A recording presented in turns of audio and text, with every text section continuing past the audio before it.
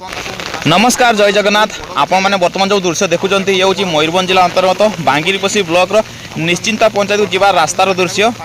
एठारू बहुत पुरातन एक बरगछ था आ साइड आउ गोटे झाऊ गछ था जहाँकि आज पवन वर्षा जो झाऊ गछटी ओल्टी पड़ी और बरगछर किसी शाखा भांगी पड़ी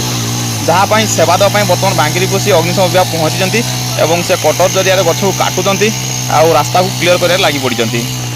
आउ विशेषकर आम कथा बांगिरीपोषी फायर सर्विस विषय में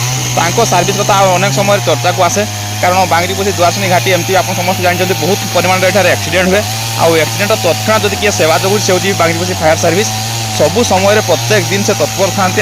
सेवा जगै चलती आपण बर्तमान देखुए केते परिमाण वर्षा हो चारिड़े तो ताहारी भितर से आसिक सेवा जगुंट आप देखूँ आउ एठार जब आप लक्ष्य करेंगे केवल छोट छोट डाल नुहे बहुत बड़ बड़ गंडी पड़ी रास्ता उपर जहाँपाई कि जावास बंद हो अनेक संख्यार गाड़ी गुड़िक दुई साइड छिड़ाई रही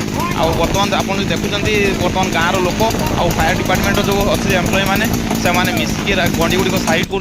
बहुत बड़ बड़ गंडी जहाँ कटर द्वारा कटा जा मुझे पूर्वर कही बांगिरीपोषी फायर सर्विस कथा बहुत समय चर्चा को आसे कारण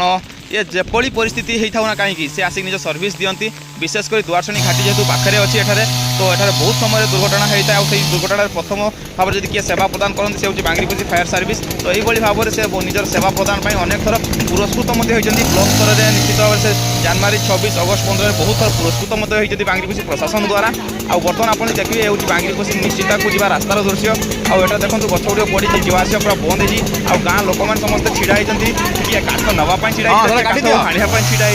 हो किसी जन रास्ता सफा करने व्यस्ततार सहित लगी पड़ी से जहाँ भी हो लोक मानकर आंतरिकतार सहित जो कम कर निश्चित भाव में आउ किसी समय भितर रास्ता सफा हो जावासवा पूरापूरी हो पार जेहेतु प्रबल वर्षा और पवन प्रशासन यहाँ कहते रेड जोन डिक्लेयर कर जिला को ओडिशा सरकार तो से भर आम मयूरभंज अन्यतम तो आपण मैंने जब अच्छा कौन गछ पाखे कि कौन नाड़ नर्दमा पाखे नई पाखे अच्छा निश्चित भाव सचेतन रुहतु रातिर पानी स्तर बढ़ियार संभावना अच्छी विगत 10 घंटार उपर हम वर्षा लगी रही निश्चित भाव सचेतन रुहतु आ प्रशासन जो कथा कहते भल भाव शुणु और अनुजाई कम करूँ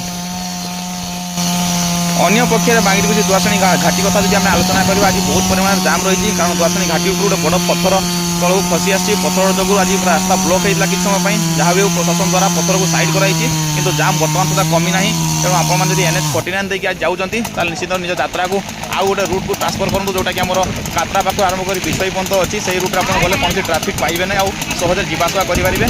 आशा करें आप समस्त भिडियो बेस पसंद आसो आ प्रथम कर मो चैनल आसने मो चैनल को लाइक और सब्सक्राइब कर दिंतु पुणी देखा आउ गोटे अपडेट सहित जय जगन्नाथ।